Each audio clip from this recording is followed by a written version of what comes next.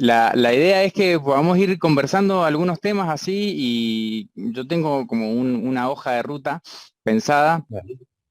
en la cual quería ir como tocando algunos aspectos, pero sobre todo me interesaba como empezar por que cuentes un poquito tu historia,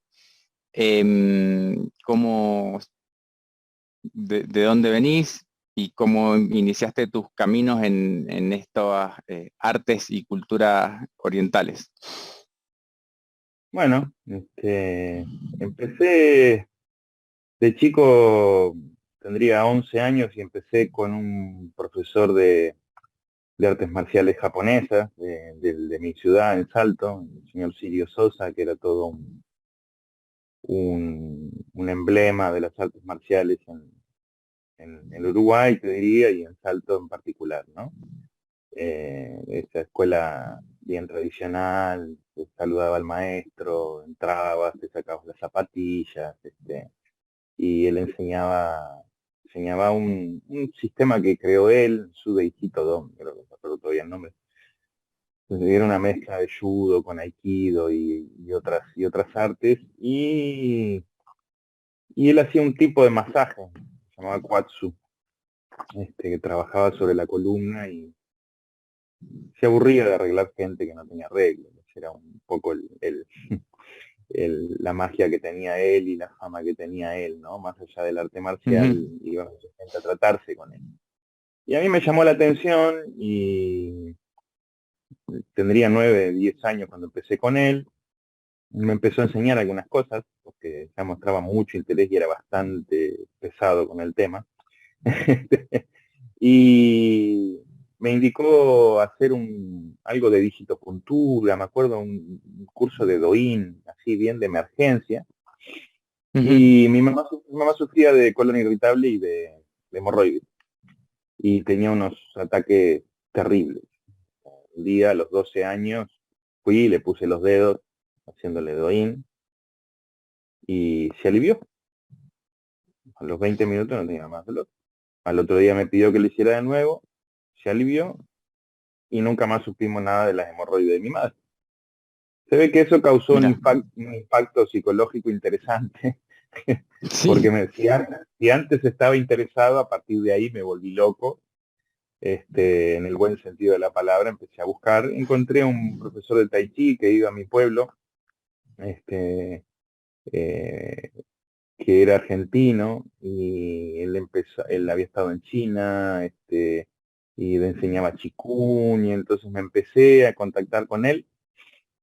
Tenía una propuesta muy interesante, tenías que en algún momento como pasar un tiempo viviendo con él, digamos, ¿no? Así, una semana en la que Ujú. estabas viviendo con él. Esto causó un poco de revuelo entre mis padres, pero como no había ni drogas de por medio, ni nada extraño, ni ninguna secta, ni ninguna cosa que me hiciera mal, no estuvieron en desacuerdo y empecé a estudiar con él, a la vez que seguía con este maestro de la línea japonesa, digamos, ¿no?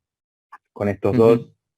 Y a los 18, si mal no recuerdo, sí, muere mi papá y yo viajo a la Argentina a empezar a convivir con este maestro y a estudiar con otro profesor, con otro maestro de medicina china, el Lifu Kuan, tenía un lugar de medicina china en el barrio chino, de los típicos.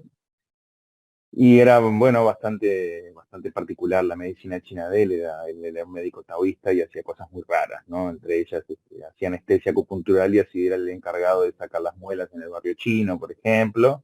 Este, Ujú. tenía una silla de dentista en la parte de atrás, pero también hacía tratamientos con algo que era muy raro en esa época, estoy hablando más de 20 años atrás, ¿no? No tocaba a la gente y le transmitía energía o le hacía hacer un ejercicio durante Ajá. una hora a alguien y esa persona después se curaba, en fin, utilizaba varios métodos raros y bueno, me aceptó como discípulo, como alumno, me hizo trabajar bastante en el barrio chino con el masaje y aprender. Y ahí seguí con él. Ponele que de los 18 a los 21, 22, cuando lo conozco a Tsai Wan Yu, que era maestro de Ichuan Pacuachán. En aquel momento estaba empezando a investigar sobre el antiguo Chikun, el Lao Chikun, y, y bueno, yo ya practicaba con Lee y con el primer profesor que tuve algunas técnicas taoístas de meditación y Ujú. prácticas estáticas y formas de Qigong distintas, y cuando lo conocí ahí quedé bastante impactado y empecé a viajar a Brasil muy seguido, que es donde él estaba, en San Pablo, este, para pasar periodos también de tiempos de convivencia con él. Después él venía a Argentina y se quedaba por ahí en mi casa 3 meses, me dejaba un entrenamiento y yo a los 2 meses iba y me quedaba un mes en la casa de él, como bastante intensivo. Paralelamente se conocen ellos dos, o sea, los dos saben que tienen un alumno en común, Li Fuquan y Tsai, y como son de una escuela taoísta, los dos pertenecieron a la misma escuela, digamos, la escuela de la Unión Completa, que es una escuela pariente, hermana de la escuela de la realidad completa, una escuela del norte, del taoísmo del norte de Ujú. China.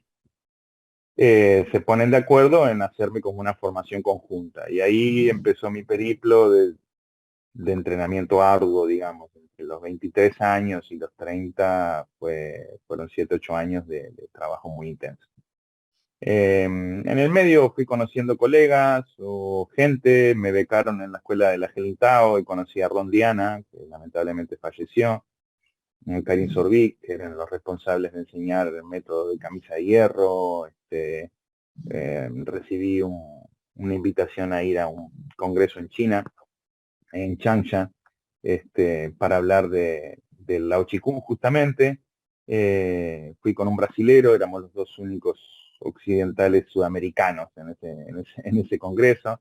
Ahí Mm. conocí a un maestro de la escuela, de la misma escuela taoísta a la que pertenecemos, ¿no? Con mi maestro, y profundicé algunos estudios en relación con las prácticas meditativas y las prácticas que yo le llamo nocturnas. Este, y bueno, siempre investigando y profundizando sobre las prácticas. Actualmente el primer maestro, el Lifu Quan, no enseña más ni atiende más, ya está viejito y está retirado. Sai vive en Pekín, todavía sigo en contacto con él, sigo de forma telemática, repasando y practicando y corrigiendo cosas y contándole cosas que le pasan a mis alumnos. Y Ujú. él hace traducciones al portugués de textos clásicos y es mi fuente de apoyo en ese sentido, porque a diferencia de Lee, Sai habla un portugués fluido y perfecto, y yo también, porque de chico, por vivir cerca de Brasil, viajábamos mucho a Brasil, y entonces eso me ayudó muchísimo porque mi chino era un desastre, y mucho menos como para leer. Es más fácil el portugués que el chino. Por supuesto, por supuesto. En un momento me dijo Tsai, ¿no? Si te querés dedicar al Pacuachán, por ejemplo, y al Lao Chikun, mejor dedícate a eso y deja el chino, porque las dos cosas bien no las vas a hacer. Así directamente me desestimó, ¿no? De llegar. Pero es cierto, es más fácil que un chino hable bien un idioma occidental que un occidental hable en profundidad la lengua china, ¿no? Ujú. Así que bueno, un poco hago también de estudio intelectual. Me gusta mucho la práctica, disfruto mucho con la práctica, sigo descubriendo cosas y ya hace unos años que enseño y que comparto y voy creciendo también en ese camino, ¿no? Entonces, digamos, tuviste una formación que lo que yo entiendo como tradicional de maestro a discípulo, con dos maestros que de alguna manera te transmiten el Ujú, linaje ujú. como representante en estas latitudes de lo que sería la escuela taoísta del sur. La Sería. escuela de la No, Unión Completa se llama, la ¿no? Yo escuela le de la Unión pongo, Completa. Bien. claro, claro. Lo que pasa que, claro, la dificultad de traducción, digamos, está en que, de traducción en los hechos, digamos, está en que es una escuela que la finalidad nunca fue hacer clientes Ujú. de práctica, ¿no? O sea, la finalidad era hacer que la gente viva en comunidades que se dediquen a el estudio y profundización de las prácticas. Entonces, era muy difícil para mí enseñar Como decirte, mira, hola, ¿qué tal? Soy Gabriel, te voy a enseñar Lao Chikung. Bueno, te tenés que venir a vivir conmigo. ¿Cómo hago? Como es muy complicado Claro. plantear a la gente Muy difícil una de adaptar. propuesta. Exacto. Hacer una propuesta. Mira, tengo para enseñarte unas técnicas de meditación o técnicas de sexualidad taoísta, pero tenemos que vivir juntos en un templo o vivir juntos en una comunidad. Era muy difícil. Entonces, lo que fuimos haciendo, sobre todo con Sai, fue empezar a adaptar ciertas condiciones que se consideraban tradicionales, inquebrantables para la enseñanza a la vida moderna. Ujú. Y entonces, bueno, hemos ido logrando efectos bien interesantes. En el fondo, una de las cosas que más caracteriza a nuestros grupos es que desactivamos mucho la competencia, por ejemplo, ¿no? La sensación es bien familiar. Y hay periodos de convivencia como retiros y hay periodos donde estamos más cerca sin necesidad de que hagan lo que yo, que fue irme a vivir con, con alguno de los dos maestros Sí. en temporadas muy, muy largas, digamos. Así que, pero sí, eso es así, es más o menos eso lo que sucedió. Aparte, Sai hace el descubrimiento, el redescubrimiento, digamos, del Lao Chikun, ¿no?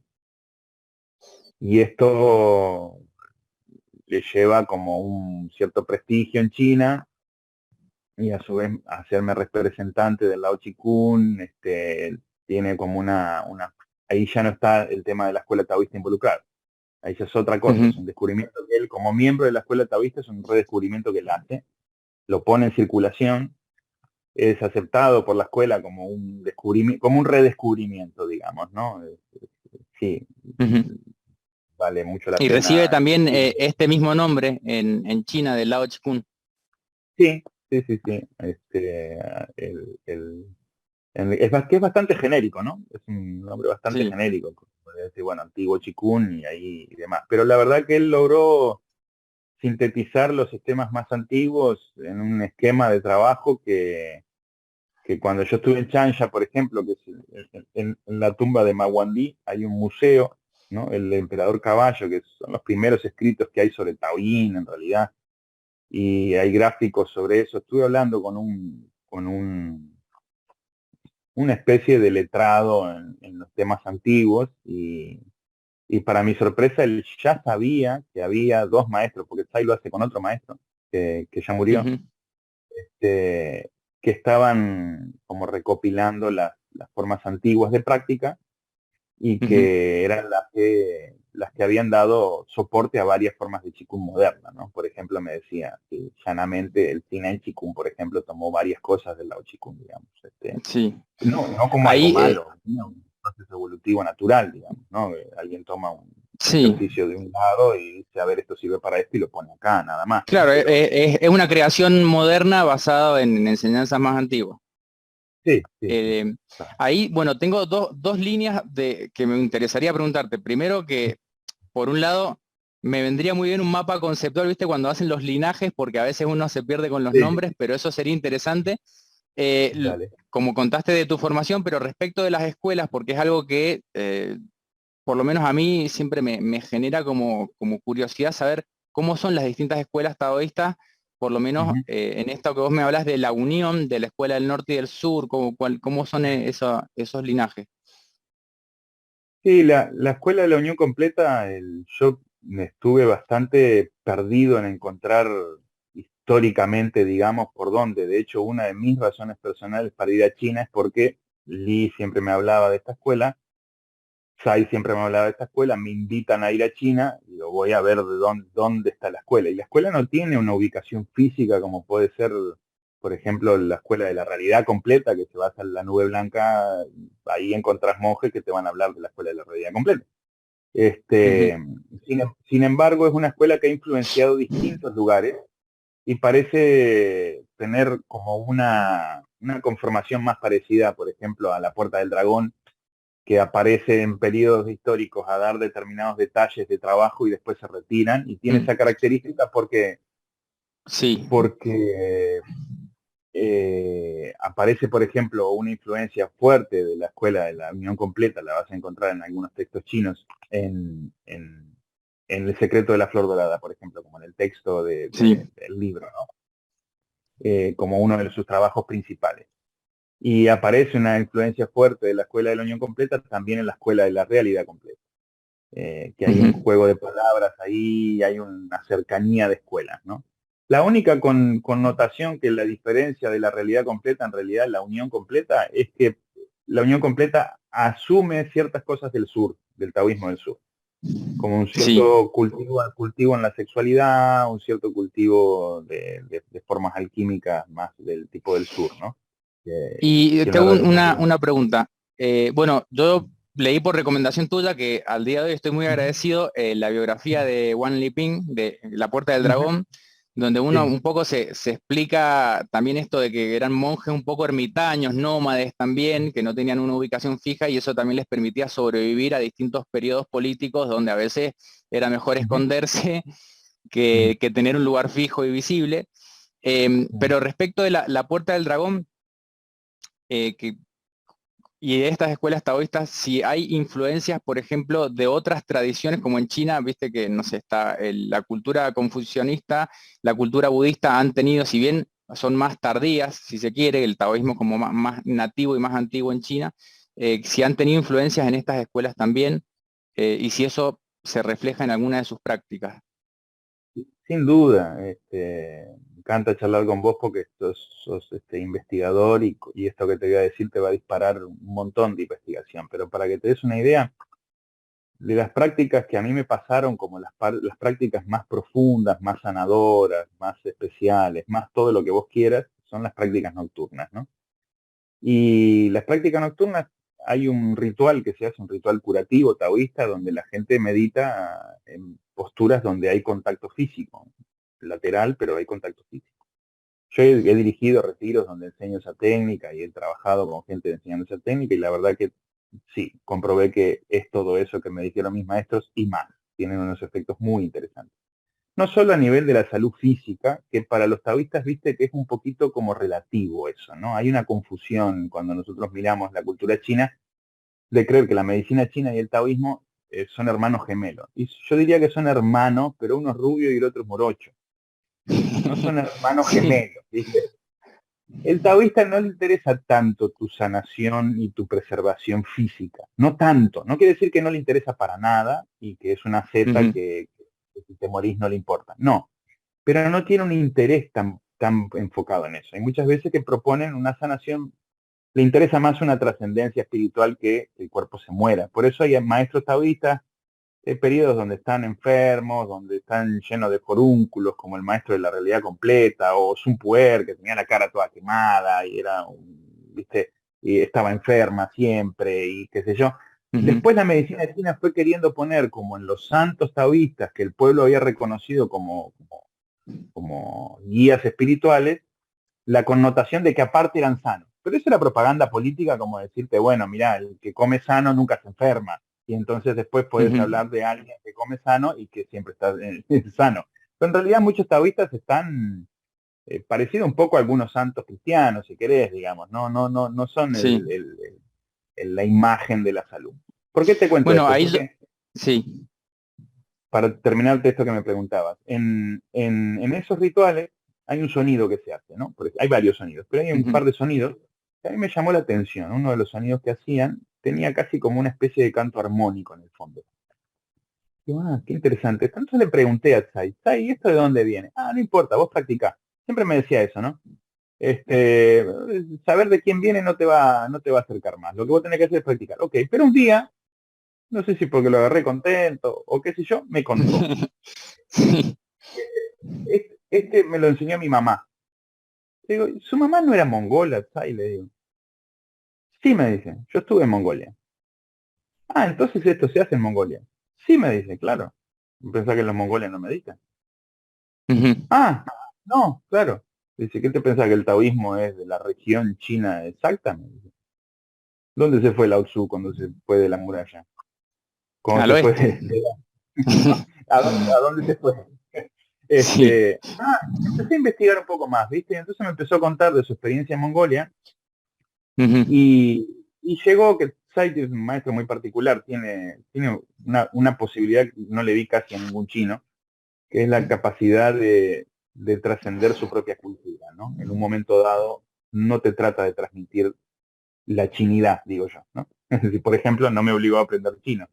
Y él plantea que en realidad Mongolia tiene una influencia mucho más grande de lo que China admite sobre su propia cultura. Ujú, Y como era un pueblo nómade, y encima humilló a China bastante, ¿no? Porque los expertos en artes marciales y en militarismo y qué sé yo, los mongoles entraron, gobernaron 300 años, se quedaron ahí, y ¿dónde estaba el Kung Fu ahí, digamos, ¿no? Era que incluso era un pueblo que tecnológicamente estaba menos desarrollado que China, digamos.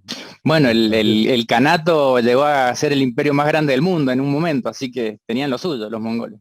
sí, sí, sí, tenían lo suyo, y desde un punto de vista de la mirada histórica siempre lo tienen como un pueblo bárbaro, alevoso, terrible, qué sé yo.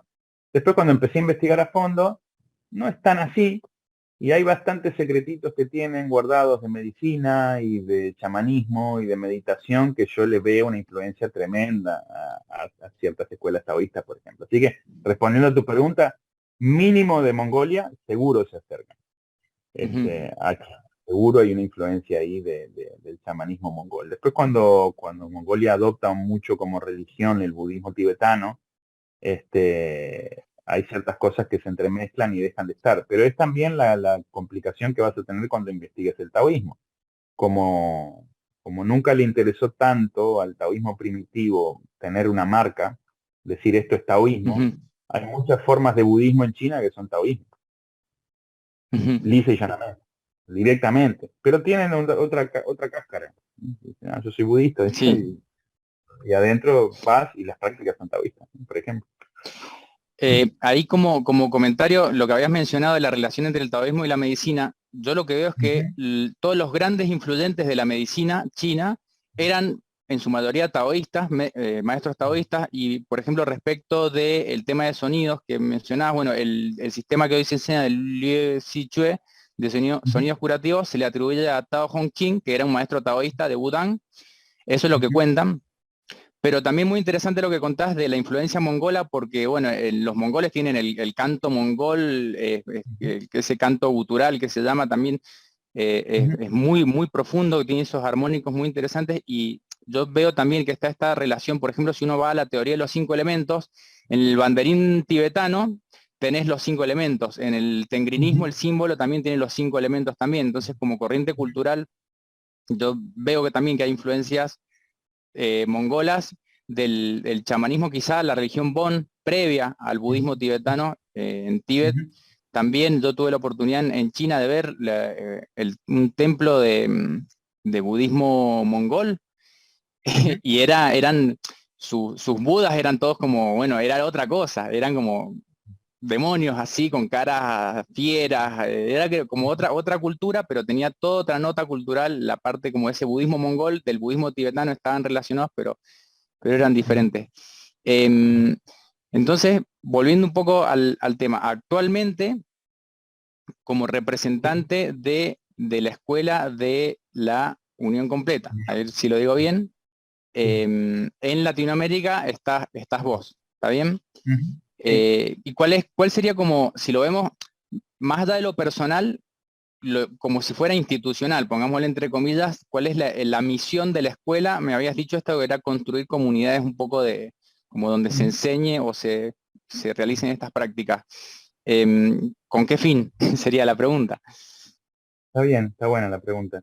Sí, en principio, hasta donde conozco yo, siempre fueron unos taoístas bastante extraños los practicantes de la escuela, que proponían esto, ¿no? Vidas comunitarias para profundizar en conocimientos específicos, como desde técnicas meditativas o rituales colectivos, que era un poco la especialidad de la escuela, sexualidad, eh, distintas artes curativas, eran como custodios, digamos, de ciertos secretos, si querés, o ciertos mecanismos de trabajo interno que, que lo que les interesaba era preservarlos y ponerlos en funcionamiento en distintos lugares. Entonces yo encontré, por ejemplo, que la ópera de Pekín, por ejemplo, tuvo dos maestros en un momento, por el 1900, que eran de la escuela de la Unión Completa, y que estos les enseñaban técnicas de la propia escuela, y, y que había quedado un registro de eso, digamos, ¿no? Y demás. Mi maestro Tsai, el papá era de la línea del Pacuachán, y entonces le contó que el maestro Wang Shansai, el creador de Yichuan, tiene contacto con un taoísta que es el único que lo derrota a él en vida, y que ese maestro era de la Escuela de la Unión Completa. Te voy haciendo un salpicón y ahora te respondo específicamente nosotros qué hacemos, digamos, ¿no? Pero la historia de la escuela es como una historia de gente practicante que propone estudios profundos sobre un aspecto. Puede ser de arte marcial taoísta o arte marcial interna, puede ser de sexualidad, puede ser de Qigong, puede ser de medicina, y la escuela en sí no tiene vamos a decir así, como un templo o una sede que vos decís, acá están todos los de la Unión Completa. Entonces, Ujú. eso me hizo más difícil rastrear por dónde andaban. Lo que nosotros intentamos hacer acá son comunidades de practicantes, pero no convivientes. Es decir, Bien. gente que se profundice en la práctica, que investiga en la práctica, que se forme si quiere, pero no convivientes. Y la misión particular dentro de la escuela es lograr que las herramientas sean entendidas en profundidad, que es la dificultad que tenemos hoy en día, digamos, ¿no? Por Ujú. ahí las herramientas que utilizamos no están en las voces hegemónicas de lo que es la meditación o el Qigong, y eso dificulta a veces el acercarnos a las personas, a enseñarles las herramientas, porque no decimos lo que dice todo el mundo, digamos, de cómo practicar. Un poco lo que te pasó en el monasterio este, mongol. Vas a ver a Buda y ves Sí, unas cosas raras y decís, ¿y esto de qué se sí. trata? Si nadie te lo explica, decís, estoy en el lugar equivocado, ¿no? Bueno, un poco esa es la sensación que tengo como la misión de la escuela, digamos, ¿no? Transmitir herramientas, en primer lugar, para la gente en general, independientemente de que le guste el taoísmo o no. Yo le enseño a yogis, le enseño a gente que hace zen, a cristianos, a gente que es atea, gente que precisa una herramienta para autoconocerse, digamos. Y también formar grupos de practicantes que les interese investigar a fondo las técnicas y mantener las herramientas activas, digamos, ¿no? Vivas.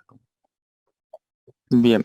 Eso. Te hago una consulta. Esto viene más como de un descubrimiento muy tardío. Yo siempre pienso que me toma mucho tiempo a mí darme cuenta de las cosas, pero finalmente en algún momento entendí que había una componente meditativa muy fuerte, digamos, de Ujú. prácticas estáticas de introspección en el taoísmo, que yo al principio por mi necesidad de tener las cosas en cajas separadas, pensé que pertenecía más como quizá a una corriente budista, pero después, bueno, bueno, ver la biografía de Wen Lin, estudiar un poco más con otros Ujú. maestros, también entendí que es uno de los caminos. Entonces, por ahí la pregunta es, ¿cómo ves vos la relación entre las prácticas dinámicas, como podríamos pensar quizá en Qigong, en movimiento, y las Ujú. prácticas estáticas, eh, cómo deberían, digamos, armonizarse estas dos?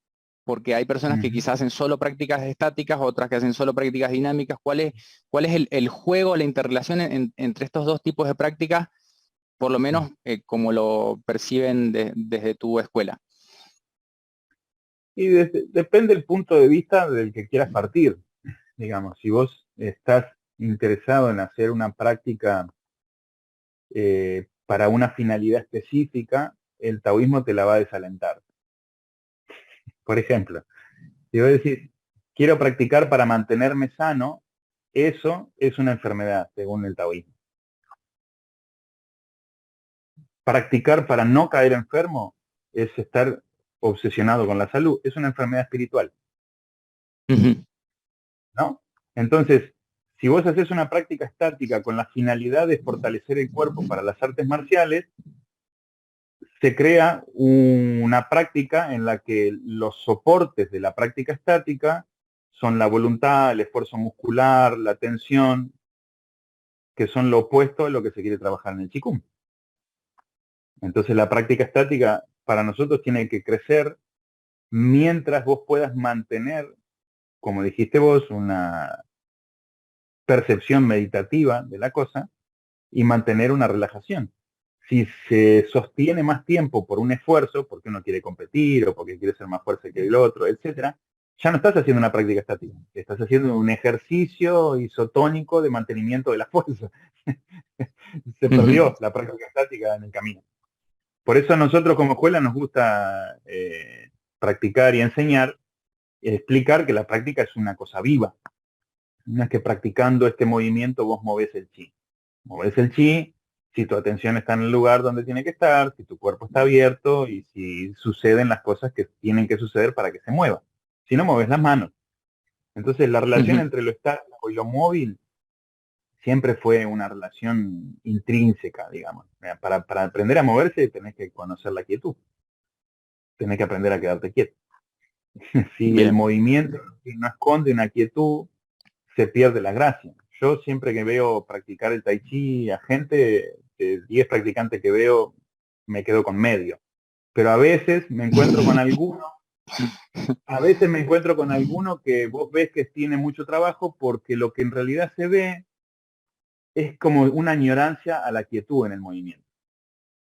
Ujú. Ves el movimiento y ves que está queriendo como quedarse quieto, como que le cuesta moverse en realidad. No está expresando tanto el movimiento. Yo creo que eso se logra solo con alguien que practica estático. Yo me doy cuenta cuando alguien que hace Qigong practica estático, o alguien que hace Pacua o alguien que hace Tai Chi y tiene una buena base de práctica estática, porque se nota eso. Se nota que no es un movimiento que trata de ser tan expresivo, de llamar tanto la atención del otro. Es un movimiento que está como esto que te digo, ¿no? Te transmite la añoranza de la quietud. Entonces, para mí no hay prácticas móviles o prácticas estáticas. Está la práctica y ambos tienen que estar sumamente fusionados.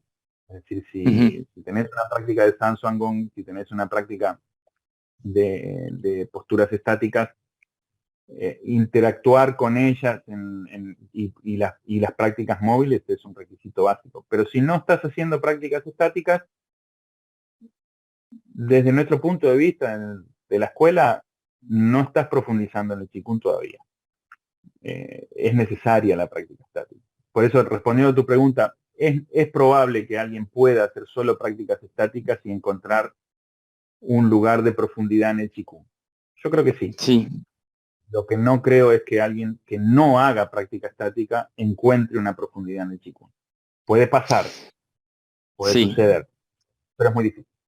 No, yo había escuchado algo como que los alumnos más avanzados tienden más a hacer más práctica estática porque encuentran como esa templanza interna para llevarlo y los alumnos iniciales tienden a hacer más prácticas dinámicas. Pero también me he encontrado, quizá, igual esto no es una línea taoísta, es más bien una línea más budista, personas que proponen la práctica estática con la idea de más es mejor, ¿no? No, tenés que hacer 1 hora, 2 horas, 3 horas. Y yo creo que eso no solo no es sostenible para todo el mundo, sino que puede ser nocivo incluso para algunas personas que se pueden lesionar si no están, si no van, si eso no es el resultado de una evolución natural de la práctica. Es como que los fanáticos de el Shang ¿no? Por así decirlo, lo quieren imponer como, no, ese es el único camino. Más es mejor, ¿no? Coincido y aparte hay que mirar muy bien el tema de qué es práctica estática, ¿no? Yo esto explico muchas veces en mis talleres y hay gente que se pone en mapú o se pone en una postura y se balancea permanentemente durante 1 hora, se sacude, se acomoda el hombro, se acomoda el cuello, respira, hacia así, y a eso le llama práctica estática. Práctica estática nosotros le llamamos a que te pones como una tabla, no pestañas con las pautas del Lao Chi Kung. Parece que no respirás, te quedás de piedra. Y yo no he visto gente practicando así. Me encontré con un español, con un vasco, si me escuchan me mata, hace ya 10 años, eh, Javier Seminario, que tuvo un maestro en China que le enseñó un Sansuan de una línea muy parecida a la nuestra, donde el foco no estaba puesto en la respiración y en el tantien, y me sorprendió porque él me contrata para dar un taller. Yo pongo a todo el mundo en Samsung, como habitualmente hago, cuando me dicen hago un Samsung, yo pongo a todo el mundo en Samsung a ver qué hacen.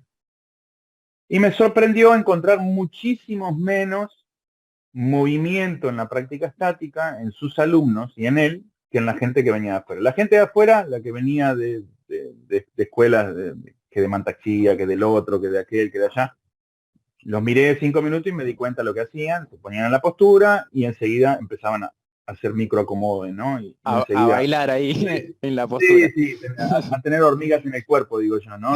Y después cuando se calmaba, empezaban en un balanceo constante, un balanceo para acomodarse. Y entonces me decían, sí, yo hago 40 minutos, yo hago 1 hora, yo hago esto. Entonces, bueno, no hacen 5 minutos, les digo. Estático es estático, estatua. Sí. Cualquier otra cosa es trampa.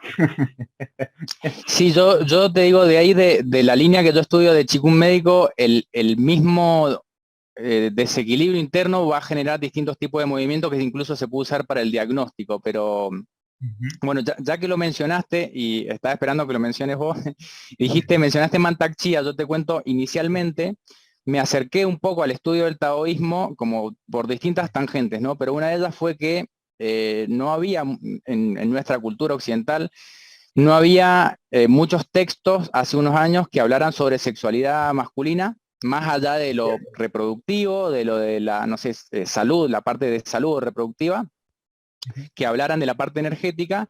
Y bueno, Mantak Chia tenía sus publicaciones tocando este tema que se hizo muy famoso de alguna manera y fue como un primer llamado de atención a ver qué eran estas prácticas y bueno, lo que él enseñaba también era un poco de cómo combinar la, la órbita microcósmica o el ciclo del pequeño cielo con ejercicio de respiración y para sumarlos a la parte de la sexualidad, algo bastante complejo de llevar y obviamente no se lo recomendaría a nadie sin una guía, pero en este sentido yo creo que no hay muchas corrientes que hablen de esto, por lo menos de forma abierta, sino a lo mejor quizás es algo que se enseña a puertas cerradas, pero en este sentido, digamos, lo has mencionado vos también como de que está dentro de lo que enseñan, sin llegar a ser específico, digamos, ¿cuál es el lugar en el que ponen a la sexualidad, digamos, o a las prácticas en estas,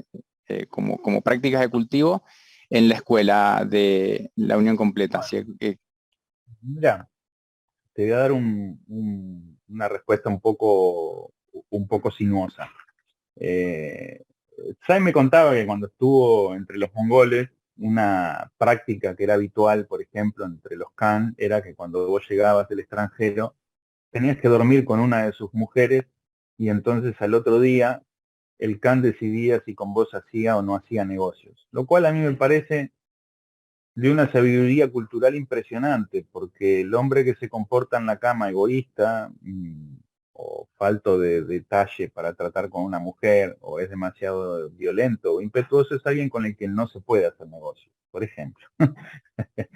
Este, y la sexualidad taoísta, como la encara la escuela, es bastante distinto que como lo encara la escuela de Mantaxía, la cual conozco, porque yo fui becado y soy instructor de esa escuela y conozco el sistema y no me gusta hablar de lo que no conozco, por eso puedo decir, esta la conozco. Eh, la virtud que tiene el sistema de Mantaxía es hablar del tema, eso primero que nada. La segunda virtud es que menciona, si vas a los libros, que el movimiento del Qin no necesariamente está ligado a la respiración. De hecho, él manda a sentir y eso es correcto. Pero después las prácticas de sexualidad, ahí hay divergencias, vamos a decir así, filosóficas. Cuando vos pones a la sexualidad como un objeto de represión o de libertinaje, en cualquiera de los dos polos que te coloques, vas a generar algún tipo de desastre a corto plazo. No necesitas esperar mucho tiempo. Entonces yo he estado con practicantes tántricos, he tratado practicantes taoístas que realmente están en un proceso neurótico con la sexualidad, pero profundo. Desde chicos que de 20 años que porque eyacularon una vez con su novia en la semana piensan que se van a morir por deficiencia del yin de riñón, a tántricos que, claro, a tántricos que dicen yo no eyaculo nunca y la mujer confiarme que tenían poluciones nocturnas 2 o 3 veces al mes. Y entonces ni siquiera registrar psicológicamente que estaba viendo una pérdida en vez de con su compañera inconsciente, digamos, ¿no? Y taoístas o tántricos que plantean que no están eyaculando, pero están todo el tiempo tratando de seducir mujeres, permanentemente, alumnas, a pacientes, etcétera, lo cual para mí es un síntoma de un desequilibrio profundo de la psiquis, digamos, ¿no? El único tema del que se puede hablar es de etcétera. He conocido, me he metido como en el barro del tema, por eso te lo cuento, ¿no? Alumnos de Mataquía que también, la persecución de chicas jóvenes con buena energía sexual era como un deporte, y sin ir a una condena ética de la cosa, para no posicionarme en un lugar superior a nadie, digamos, pero sí que me generaba como un rechazo, porque lo que a mí me habían transmitido mis maestros de sexualidad era una cosa tan diferente que me chocó. Por eso te digo, a veces la escuela habla de ciertas cosas y es como que decís, no viene respaldado por la voz hegemónica aceptada de lo que es sexualidad taoísta, por ejemplo, ¿no? Y para nosotros hay varias prácticas a hacer antes de meterse con la energía propiamente sexual. Hay un higienismo en la sexualidad taoísta que se enseña a través de rituales que, aparte de poético, delicado y lindo y profundo para conocer a una persona, eh, cuando se pasa al proceso esotérico tenés cosas mucho más trabajadas, muchísimo más trabajadas. Por ejemplo, vos le mandás a un chico, como me pasó a mí en Brasil, a un chico que venía estudiando de mantaquía, 23 años, lo mandan a que justo antes de la eyaculación frene, trabe la boca, trabe el ano, haga no sé cuántas contracciones, 9, mire para arriba, saque la lengua para afuera, respire no sé de qué forma, y que entonces la energía asciende y se le va a la órbita microcósmica y se ilumina. 23 años, sin ningún tipo de ninguna otra instrucción previa, más que la esotérica. Y lo que tenemos que entender, los que estamos en esto, que cuando la instrucción es esotérica, tiene una interpretación del practicante que uno tiene que contextualizar porque el practicante no puede. Por ejemplo, un chico de 23 años que venía de tener una vida sexual muy baja, ahora tiene 2 o 3 novias en Brasil, y vos le das una técnica taoísta para retener la eyaculación antes del orgasmo. Para mí vos estás loco, como profesor, digamos. Porque ese chico lo único que lo mandaste fue a una neurosis total con su propia sexualidad y a una represión terrible y a una frustración espiritual, que es lo más grave. Ese chico hasta el día de hoy, ahora tiene como 30, cree que no puede evolucionar espiritualmente porque no logró hacer lo que le mandaron sus maestros, por ejemplo, ¿no? Y la preparación que nosotros enseñamos, por ejemplo, el ritual de los 5 colores, ¿no? Se llama. Un ritual que parece que los mongoles también lo conocen, después te daré más datos. Pero es un ritual donde vos tenés que estimular como los 5 sentidos antes de empezar la sexualidad con la mujer, ¿no? Entonces, fíjate el entrenamiento que propone la escuela, es que el hombre expanda su energía a la visión de la mujer, a la audición de su respiración o de su voz, al tacto, que expanda su energía, es decir, que vaya aprendiendo a enlentecer su fuego, ¿no? Naturalmente, sin ninguna técnica esotérica. Después se pasan a ciertos masajes, a ciertas técnicas que a las parejas les hace muy bien hacerse, que es desviar la atención del foco específico de excitación, no ir, diríamos nosotros, directamente a los bifes, ¿no? Se hacen toda una serie de masajes, de contactos que son muy sensuales, muy, muy placenteros, pero que no van directamente a sexual. Y después mi maestro me empezaba a enseñar que en algún momento del coito, después de varias prácticas de este tipo, nos quedáramos quietos. Fin. Con una mínima pauta interna, ni modificando la respiración, ni mirando la energía, ni mirando... Quieto, pum. Entonces, claro, era un entrenamiento que yo estaba recibiendo, después me di cuenta con los años, porque esto me lo empezaron a enseñar cuando yo tenía 19 años, en plena euforia sexual. Lo que me capacitó fue que a los años de estar entrenando de esa manera, cuando me empezaron a plantear ciertos procesos esotéricos, vamos a decirles así, claro, yo ya tenía una base muy fuerte. podía frenar cuando yo quería en el acto sexual, podía detenerme completamente, sin necesidad de poner la atención en cualquier otro lugar, por ejemplo, ¿no? Podía pasar un rato largo sin estar estimulando específicamente esa dirección. Y entonces sí, ahí di crédito de que, y doy fe, ciertas esferas internas, meditativas que se pueden lograr en la sexualidad realmente son muy altas y son experiencias muy, muy, muy profundas, alucinógenas, diría yo. Es decir, hay procesos en la sexualidad planteada, como se plantea el taoísta, que son sorprendentes. Sí, pero para llegar a eso, Sí. el entrenamiento no es un entrenamiento esotérico. Esta es la primera divergencia que tenemos con Mantequilla. No es que haciendo la órbita microcósmica, que el 90% de las veces es una imaginación que no mueve nada, y la mente se entretiene de estar teniendo que hacer un montón de cosas. Ese es todo el efecto que tenés. No es que haciendo un trabajo de respiración y de hiperventilación, no es que haciendo un mecanismo de fusión de los elementos, no. Se tiene que pasar por una etapa de educación sexual del propio cuerpo.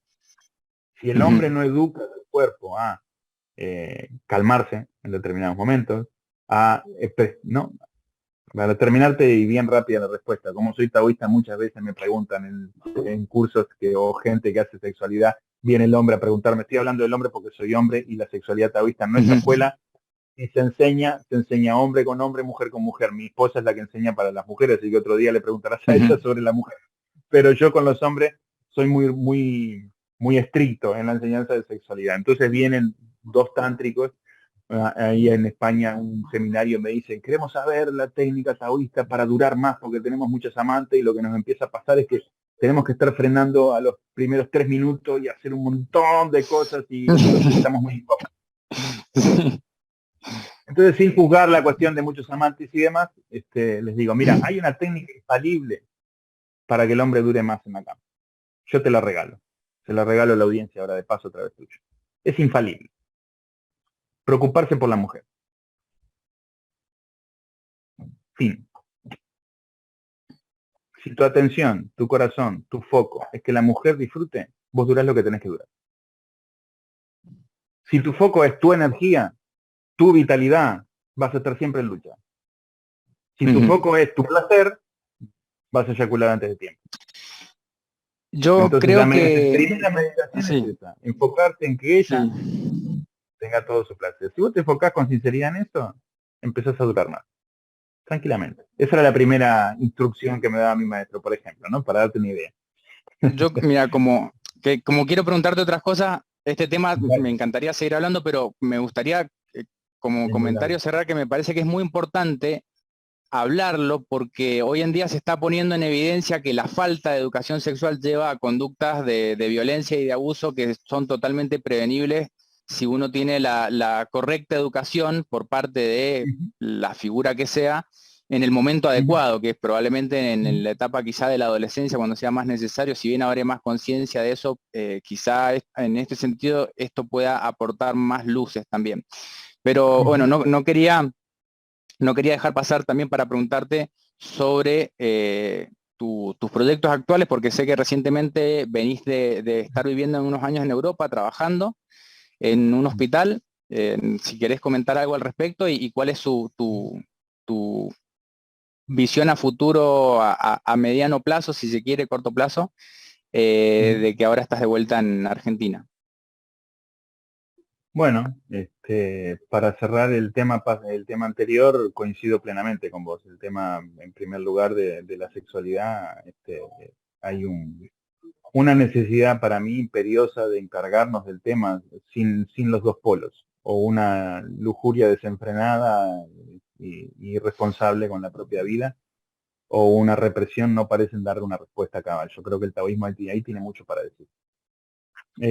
Y con respecto a lo personal y en los proyectos, estuve trabajando en un hospital en Francia, en La Perla, en discapacidad, enseñando la Uchicum a chicos con discapacidad, que fue un proyecto muy, muy lindo. Tenía pacientes de accidentes craneoencefálicos que habían quedado con distintas patologías, y la verdad que verlos practicar fue una sorpresa. Para mí, muy inspirador porque ese tipo de pacientes tiene muchísimo más voluntad, disciplina que los normales. Y, y es muy interesante trabajar con ellos. La pandemia del lado francés fue bastante dura, algunas restricciones y en un momento se cortó el proyecto por el tema de la pandemia y la dificultad en el habla de los chicos, así como la escucha, hizo imposible seguir con una cosa online. Entonces eso se cortó, ahora estoy con un grupo de psicólogas que estoy monitoreando de forma online, telemática, con un psiquiatra. Ellas están practicando y ellas están conduciendo, digamos, a algunos de sus pacientes a algunas de las prácticas que ya habían hecho previamente conmigo. Y en eso quedó ese proyecto. El otro proyecto, en el Hospital Más de Zaragoza, trabajé con un grupo de internistas y de médicos de la UCI, de la Unidad de Cuidados Intensivos. Era un programa de cuidados intensivos humanista que permitía, por ejemplo, que los pacientes entraran a cualquier hora a visitar a los enfermos. Y en ese programa entramos nosotros como un programa de control del estrés y mejora de la salud física y mantenimiento de la calma entre el equipo médico. Entonces trabajé con el equipo. Una experiencia muy interesante, muy linda. Y estuvimos trabajando con ellos hasta que nos tuvimos que volver por razones personales acá a la Argentina. Así que la esperanza ahora es en septiembre ir para allá. Telemáticamente imposible sostener ese trabajo porque las prácticas que nosotros les damos tenían mucho hincapié en algunos aspectos físicos que tenían ellos, específicamente contracturas, desviaciones de columna, etcétera. Entonces es un trabajo que tengo que ir y estar ahí presente, digamos. No lo puedo hacer de forma telemática. Así que eso seguirá. Y acá en Argentina nosotros estamos viviendo cerca de La Plata y empezamos con actividades de la escuela muy, muy tímidamente, vamos a decir, ¿no? El trabajo nocturno, por ejemplo, que es una de las prácticas que la escuela tiene, que desde ahí se deriva el estudio de la sexualidad, de la meditación y demás. Acá no se conoce mucho. Entonces, vamos a empezar a proponer algún seminario o algún taller, incluso alguna cosa abierta, gratuita, para que la gente conozca de qué se trata. Estoy dando clases de Lao Chi Kung en La Plata y estoy trabajando también en una escuela de medicina china en Buenos Aires, atendiendo pacientes, porque yo hago también consultas particulares, ¿no? Y por ahora estamos haciendo eso. La proyección es poder hacer algunos retiros al año, ¿no? En esta modalidad que la escuela tanto le gusta de convivencia. Y también poder empezar a proyectar la escuela, no necesariamente solamente dentro de la escuela, ¿no? Que es lo que te explicaba cuando nos hablamos para hacer la entrevista, ¿no? La escuela muchas veces colabora con otras escuelas. Una escuela de yoga le puede interesar la sexualidad taoísta, a tu escuela le puede interesar el Lao Chi Kung o el trabajo nocturno, a una escuela de medicina china le puede interesar las técnicas de masaje que tenemos nosotros, y ir y colaborar y que ellos se queden con el crédito, por ejemplo. No nos interesa quedarnos nosotros con el crédito de la técnica, que ellos se queden con la técnica y la difundan. A lo que a nosotros nos interesa es que las herramientas se entiendan y se practiquen. Si después le querés poner un cartel de que la técnica la inventaste vos, es budista, o no sé qué, a nosotros no nos ofende. Lo único importante es que la gente practique, que la ponga en práctica. Así que esa es un poco la proyección. Ir colaborando con distintas escuelas. Ayer estuve hablando con un profesor de osteopatía que tiene una escuela de osteopatía, que quedamos para llevar el Lao Chi Kung a su formación como osteópata. Quiere trabajar con el Lao Chi Kung porque estuvo haciendo unas clases conmigo y entendió algunos mecanismos que de los que yo hablo parece que coinciden con los de la osteopatía. Parece no, yo también hice osteopatía y sé que coinciden, pero bueno, en el caso de él le llamó mucho la atención y entonces vamos a estar trabajando en distintas áreas. A nivel salud pública y demás, todavía no presentamos ningún proyecto. La idea también de la escuela es juntarse con otros colegas de la medicina china, de Qigong, y diagramar un proyecto en el que se pueda trabajar, por ejemplo, en discapacidad, como trabajamos nosotros en Francia, o con grupos de médicos o gente que trabaja en la las UCIs, como hicimos replicar lo que hicimos allá, ¿no? Digamos, decir, mira, esto funcionó muy bien ahí, tenemos recomendaciones, tenemos una experiencia validada, nos gustaría hacerla acá. Eso Ujú. también, estamos abiertos a que eso pueda suceder en algún momento también, claro. Bueno, yo te quería agradecer, bueno, en primer lugar por este tiempo para esta entrevista, también muy agradecido de las enseñanzas cuando viniste a Mendoza, lo que me quedó siempre lo recuerdo y ha sido como muy, muy enriquecedor todo lo que vimos, no, o sea, tanto de la parte del lado Qigong como de China y San y Ujú. meditación, que espero que podamos volver a hacer algo parecido en el futuro. Claro, cuando Y quieras. bueno, me quedan muchos temas en el tintero, temas que me encantaría charlar con vos. Te propongo en algún momento quizá hacer alguna otra entrevista, otra charla también, como para ir tocando y también si hay preguntas por ahí de alumnos que quieran acercar, como para decir, bueno, hablemos de esto, hablemos de aquello, creo que tenemos mucho material también para seguir abordando. Pero bueno, no quiero abusar de tu tiempo en este momento. Así que me parece que, bueno, yo repetir el agradecimiento por este espacio y uno de los temas que, por ejemplo, me gustaría tocar es, bueno, hablar un poco de literatura taoísta, que me encanta, hablar un poco más de Qigong para la salud y distintas variantes, bueno, más de meditación, varios temas que son súper enriquecedores que a veces uno no, quizá desde el desconocimiento, me hablo a mí mismo hace varios años, ¿no? No sabe Ujú, que también están dentro de esta cultura, como vos habías definido, la cultura taoísta con todas sus ujú, dimensiones, que tiene ujú. como mucho para aportar en armonía también con otros sistemas de creencias, con otras influencias también. Sí. Así que bueno, por mi parte esto, agradecerte y ojalá que podamos volver a hacer alguna experiencia similar y después Claro. charlaremos otros Sí, posibles proyectos. eh, para mí, encantadísimo de poder, de poder conversar, digamos. Es una de las cosas que la escuela plantea como necesarias, un debate filosófico, armónico, necesario para hacer crecer las herramientas que estamos difundiendo y que estamos enseñando los distintos profesores. Es necesario para un crecimiento, ¿no? Una mirada por ahí muy hegemónica la que hoy se está transmitiendo con la meditación, con el Qigong, con el yoga, y una cosa de esto es así y de esta manera y de ninguna otra forma. Y creo que la escuela un poco lo que viene a traer es eso, ¿no? Decir, bueno, mira, podemos revisar esto. Esto también se puede hacer de esta otra manera, esto también se puede trabajar de este otro lugar, no necesita inhabilitar la otro, pero se puede hacer de otra forma, ¿no? No hacer siempre el pan con la misma receta, por ahí cambiándole un poquito, se hace un pan también y también termina siendo sabroso, a veces gastas menos levadura, a veces gastas menos fuego, en fin. Y creo que esa es la función principal que cumple un poco yo dentro de la escuela, ¿no? Llegar a distintos lugares donde plantear que las recetas pueden variar un poquito y que no hay que asustarse con eso y que pueden llegar a resultados muy interesantes. Y eso nos permitió entrar en lugares diferentes, no solo los lugares que tienen, bueno, como en tu caso, ¿no? Que tenés una afinidad con el taoísmo, con las prácticas, etcétera.